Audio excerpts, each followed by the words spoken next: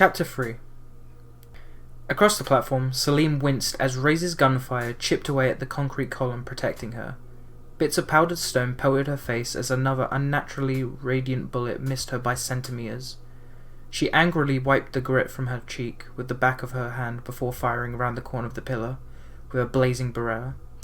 She glanced to her left and saw Rigel, similarly pinned, behind another column farther down the platform. A sturdy advertising kiosk loomed midway between them. Selene tipped her head towards the adjacent structure and nodded at Rigel. He nodded back, understanding. Firing continuously with both hands, she dived for the near of the kiosk, as did Rigel, who met up with her behind a mounted poster for a Hungarian ballet. All round them, luminous steel rounds slammed into the walls and ceiling of the metro station, turning the polished tiles into an explosion of broken splinters and shards.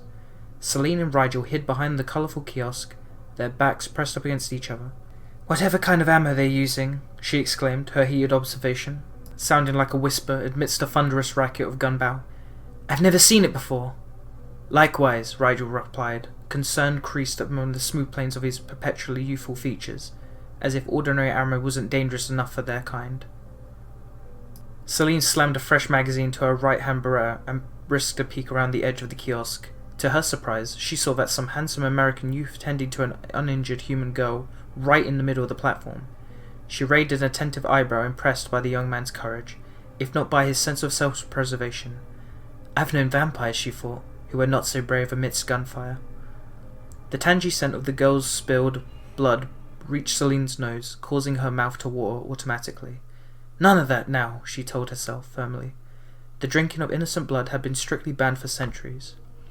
Her eyes widened in alarm as she spotted the smaller Lycan, apparently overcome with the bloodlust, charging at the kneeling mortal from behind, although Trix had not been reckless enough to shed his human form in so public a venue. His bestial nature was betrayed by his blood-streaked cobalt eyes, sharpened incisors and claw-like fingernails. A white froth foamed at the corner of his mouth as he lunged for the humans with outstretched claws. Intent on his wounded charge, the compassionate American appeared oblivious to the berserk Lycan probe closing upon him. "Forget it," Selene thought, empathetically, unwilling to see the courageous youth butchered by the likes of Trix. She quickly took aim at the oncoming Lycan and squeezed the trigger. "Eat silver, you stinking cur!" Blam! An argent bullet ripped into Trix's shoulder and sent him crashing to the ground. Selene smiled coldly, even as the engrossed American youth remained unaware of his near brush with death and mutilation. The doors of the Park subway train had remained open throughout the frenzied melee, perhaps in the hopes of giving the endangered commuters on the platform an avenue of escape. Rebounding from his bullet-propelled fall, Trix took advantage of the open door to scramble onto the train itself, clutching his wounded shoulder. The floor of the train exploded beneath his feet as Selene's non-stop fire chased him. He dashed across the width of the subway car, barreling into a sealed door at the opposite side of the corridor. Powerful fingers dug into the rubber-lined seam between the closed pneumatic doors, and he grunted in exertion as the superhuman sinews struggled to pry the doors open. Selene kept on firing, her unleashed bullets eating up the floor behind him. The train's unlucky passengers cowered beneath their seats, but Selene squeezed tightly on the triggers of her Berettas, confident in her ability to hit only the halted target she was gunning for.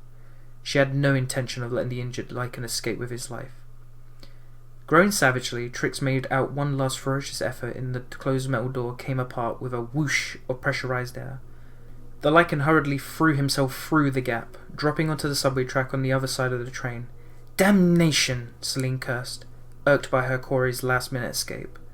She moved to go after him, only to see Reyes charging towards her from the northern end of the platform, his oozy blade volcanically drawing her fire. She ducked and backed behind the corner of the kiosk, unable to chase the smaller Lycan as she would have preferred. Very well, she thought. Her upraised pistols were only centimeters from her face, filling her lungs with intoxicating smell of gunpowder and hot metal. Adrenaline spiked the undead Inca in her veins. "I'll settle this for the big dog instead." Shit! Shit! Shit! Trix slumped against the wheels of the stalled train. His right shoulder burned where the vampire bitch had nailed him with her silver. Grimacing in agony, he thrust his fingers into the gaping wound, a task made all the more difficult by the fact that he was right-handed in his human form. The smell of his own blood enraged him as it steamed down his chest to puddle at his feet. "Good-for-nothing bloods!" He longed to transform, to revert to a more primal and powerful state. But that was impossible. Only the oldest and most powerful of the Lycans could transform after being wounded by a silver weapon. Thanks to the bullet in his shoulder, Trix was trapped in human form until a metallic poison dissipated from his blood, which could take hours, or even days. His fingers burrowed painfully into the shredded meat and gristle, finally locating the bloodied remains of a single silver bullet. The flattered slug was slick and difficult to hold onto, and the halted metal burned in his fingertips, but Trix gritted his teeth and violently wrenched the bullet from his shoulder.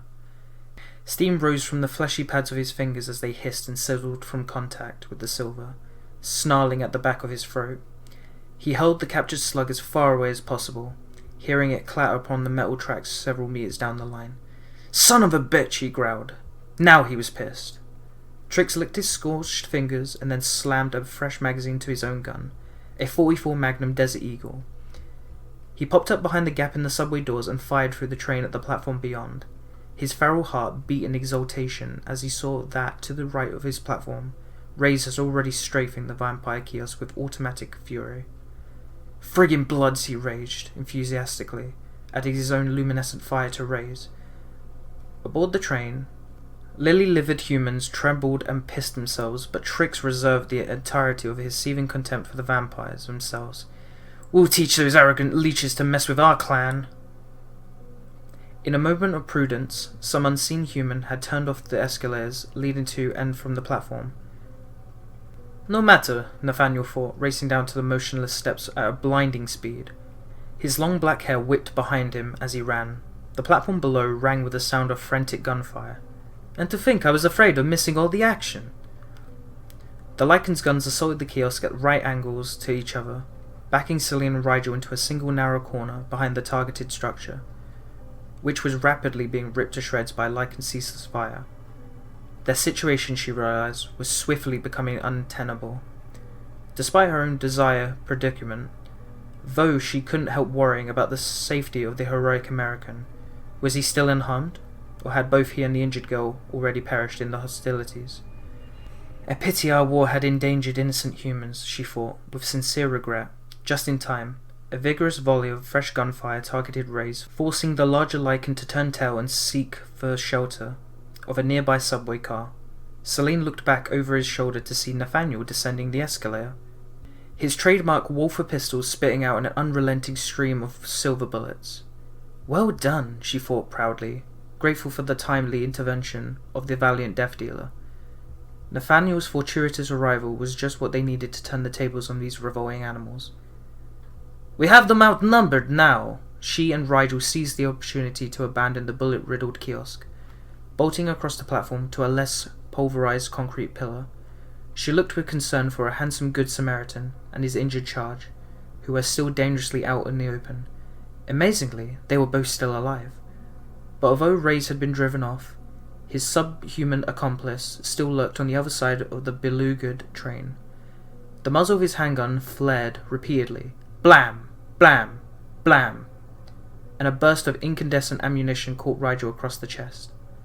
The reeling vampire stumbled and lurched sideways onto a wall. The glowing bullet sliced through the strap of his camera, causing the compact digital device to go skittering across the concrete floor of the platform. Rigel staggered clumsily, fighting to stay on his feet, his once seraphic countenance contorted with indescribable pain and suffering. As Selene looked on in horror, rays of searing light erupted from his wounds, blazing forth from the jagged tears in his dark leather attire. The blinding engulfance burned through the vampire's transfixed body, incinerating him from the inside out. Selene felt excruciating heat of the light upon her own ivory features. Aghast and astounded by what was happening to her friend, she tried to keep on watching, if only to be able to report back to her superiors on what she was witnessing. But the atanic glare grew so bright that she had to look away, crimson tears leaking from the corners of her eyes. The sickening smell of burning flesh filled the underground station as an unnatural light flared up to like a supernova, before finally dying out. Selene opened her eyes just in time to see Rigel's carbonized corpse hit the floor. Smoky fumes rose from the vampire's body, which was burnt and blackened beyond recognition. The charred remains looked as though Rigel had been left out in the sunlight to die. No, Selene thought in stunned disbelief. This can't be happening. She had known and fought beside Rigel for years and years, yet the smouldering room before her eyes left no doubt that her ageist comrade had been eliminated forever. An all-consuming wrath possessed her. She whirled around in her anguished heart, screaming for retribution, and opened fire on Trix, who took another silver bullet in the shoulder, not 2 centimeters of where she shot him the last time.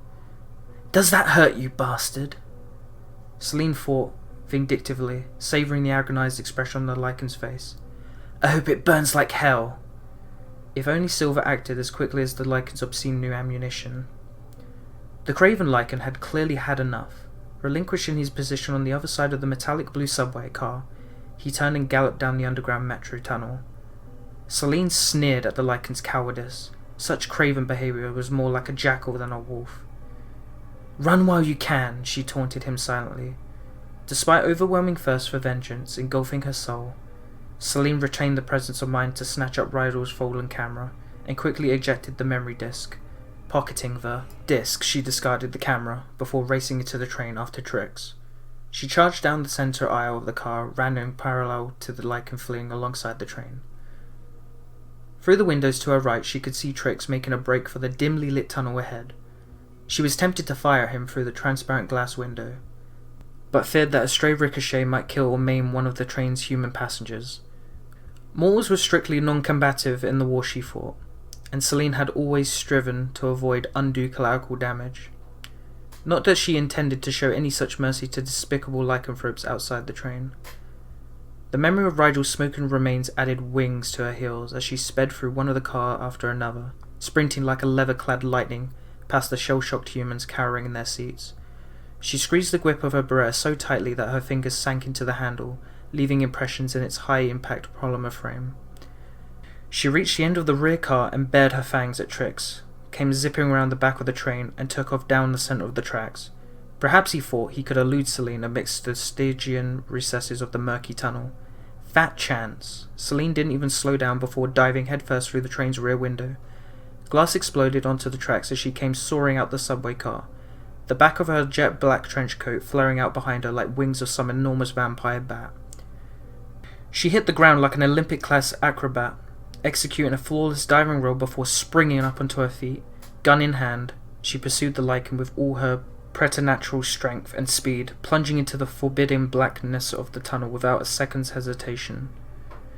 I'll get you, you murdering animal, if I have to follow you all the way to perdition. Back on the platform near the middle of the train, Nathaniel was running low on ammo. He lurked under the cover of the escalator as he and Reyes vehemently exchanged fire. The barbaric Lycan had taken refuge in a crowded subway car, from which he vainly sought to nail Nathaniel with one of his phosphorescent rounds. The combat-savvy vampire carefully kept his head, having seen what the glowing bullets had done to Rigel. He was in no hurry to experience the incendiary effect himself. I still can't believe that. Rigel is actually gone, he brooded darkly. It happened so fast. Whistling silver and radiant particles of light zipped past each other, craving out a no-man's land between the escalator and the stalled subway car. Reyes fired his Uzi around the door of the car until the spewing muzzle of the gun suddenly fell silent. Nathaniel saw the Lycan scowl angrily at his weapon and realized that the Uzi must have exhausted its ammunition. And none too soon, the vampire thought appreciatively. His own pistols were out of ammo as well. He grouped in the pockets of his trench coat for another magazine, only to come up empty. Bugger, he swore under his breath, even as he spied Reyes fleeing towards the back of the train, lacking either the time or the ability to reload. Nathaniel tossed his pistol aside and ran towards the next car down, hoping to cut Reyes off. These Lycans will pay for what they did. To Rigel, he vowed, I swear upon it with my eternal life. The snarling Lycan rushed past the petrified passengers huddled together on the floor. He yanked open the door between the cars and threw himself across the gap above the coupling-provoking, ear-splitting screams from the startled humans in the next car, who suddenly found themselves confronted with a wild-eyed thug brandishing a smoking submachine gun. Racing diagonally across the platform, Nathaniel glimpsed Reyes through the windows of the train. There was no way that he could beat the Lycan to the next open doorway, so instead, raising his arms to protect his head, he hurled himself through one of the car's side windows. Glass shattered with a stupendous crash as the vampire came zooming like a meteor in the car. Tackling Reyes, his headlong momentum threw the Lycan into the opposite window, cracking the heavy glass. Nathaniel's surprise attack infuriated the ambushed Lycan, eating away at its flimsy pretense at humanity. Shaken off the bone-numbing impact, Reyes glared at the death dealer with inhuman cobalt eyes. He bared his fangs, exposing a mouthful of serrated canines and incisors. An atavistic growl escaped his lips. The semi-transformed lycanthrope grabbed Nathaniel with both hands and flung the vampire down the aisle towards the front of the train, against his will. Nathaniel found himself sliding backwards across the floor, but he quickly halted his supine retreat and sprang back onto his feet. The coloured iris of his eyes disappeared, leaving only the whites in his pupils. His own fangs snapped together angrily, and his outstretched fingers sported razor-sharp nails. He was way more than ready to engage Reyes hand-to-hand, if necessary. But the Lycan had other ideas. Turning his back on the Nathaniel, Reyes made a breakneck dash for the rear of the train. Not so fast, Vampire thought, giving chase. Pouring on the steam, he pursued the Lycan through the car after car, slowly gaining on the fleeing gunman. Nathaniel's legs were a blur of superhuman speed, hurling him after his considerably less than human quarry. Within seconds they had reached the final car, where Nathaniel observed the telltale signs of some earlier struggle. Bullet holes riddled the floor and the window at the far end of the car. Mounted halfway up the painted steel exit had been smashed to pieces. Nathaniel briefly wondered what had become of Selene and the other Lycan, only to see Reyes closing fast on the exit in question, less than 40 meters ahead of him. Tapping hidden reserves of speed and energy, the determined vampire leaped forward and tackled Reyes once more. His talons grabbed on tightly to the Lycan's scum as they slammed into the rear exit, their combined momentum blowing the heavy steel door off its hinges. Locked together in a death grip, Reyes and Nathaniel came flying out of the train. They crashed down onto the tracks, skidding across the rusty iron rails. The hand landing broke them apart, and they rolled away from each other before scrambling back onto their feet. Vampire and Lycan faced off at the edge of a darkened tunnel. Flickering fluorescent lights created a strobe effect that only added to the bizarre nightmarish ambience of the hellish drama playing out behind the ravaged subway train. Predator versus predator. The two deadly night creatures circled each other warily, flaunting demonic fangs and claws. The vampire's eerie white eyes blazed with inhuman malice, while Reyes glowered back at him, with the eyes as cold and impenetrable as a shark or a wolf's. Nathaniel suddenly felt terribly exposed and vulnerable. A terror of apprehension shook his ageless bones as his pulsating glare of erratic lights, his Lycan adversary, began to change. The grotesque transformation was visible only in quick fragmentary glimpses. Weary black hairs sprouting from Reyes' face, scalp and hands, a lupine snout protruding from his flat human contours. Gaping jaws packed with gleaming yellow fangs dripping with an immense hungry maw, thatches of bristling grey-black fur jutting through the torn and shredded clothing, jagged claws tearing free of leather boots, human ears growing tufted and pointed at the tips, cobalt eyes peering down as an inhuman shapeshifter grew a full half-meter in height, his massive shoulders expanding as well, upraised claws the size of steak knives. Nathaniel swallowed hard. His mouth suddenly dry as the Valley of Kings, where he had once dabbled in an archaeology beside Howard Carr and Lord Caravan. He promptly realized that he had committed a grave tactical error in confronting the desperate Lycan away from the inhabited gaze of mortals. As long as Reyes had remained in human form, Nathaniel had been more of a match for the Lycan, where hand-to-hand combat was concerned, but only the most powerful vampire elders were hoped to survive unarmed against a fully transformed werewolf. 6 centuries of immortality passed before his eyes as he backed away from the towering beast. Another snatch of Milton raced through his mind. Of Cerberus and black as midnight born, in Stygian cave forlorn, amongst horror's shapes and shrieks and sights unholy. Growling horrifically, the werewolf fell upon Nathaniel. Like some ravening prehistoric monster, jagged claws sliced through his leather garb as though it was tissue paper, rending his undead flesh beneath. The doomed vampire struggled helplessly against the huge, voracious creature, but the hellbeast was too big, too strong, Powerful jaws closed in Nathaniel's throat, crushing the vampire's neck between rows of ivory fangs. A horrendous scream rang out, and cool vampiric blood gushed upon the tracks. In his last instants, Nathaniel prayed that Selene would not meet the same awful fate.